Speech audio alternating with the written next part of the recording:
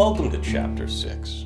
By now, I'm sure you've realized that conquering music is no easy battle. It requires you to constantly think logically as well as practice a ridiculous amount of hours.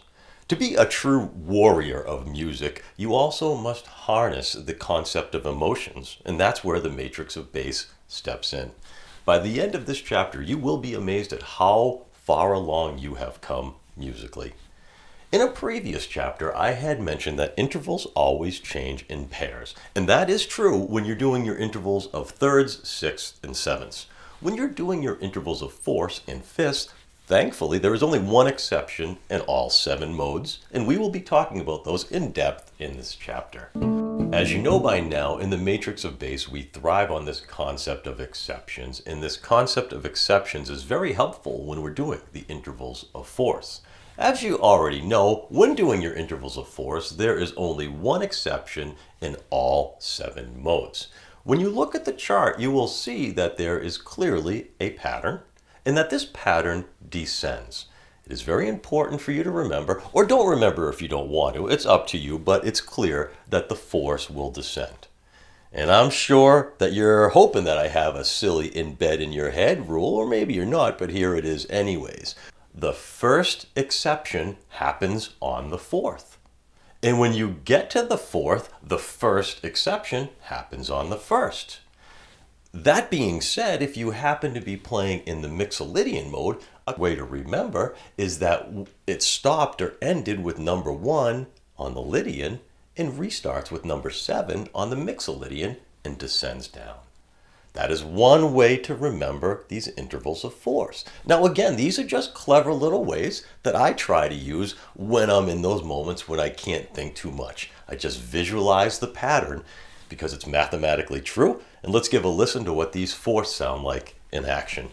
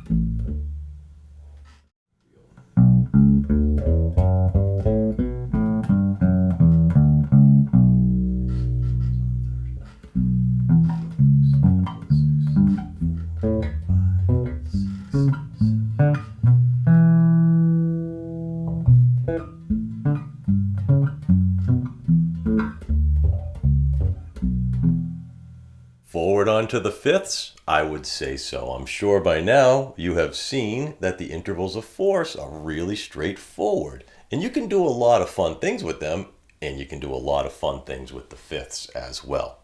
As you can see on the chart, the fifths might be easier to remember and learn than the fourths, and that is because, as you can see, the first exception happens on the 7th step of the Ionian, and then chronologically goes down from there. What is a good reference point is that when you hit the Lydian mode, the 4, you will notice that the exception happens on the 4th.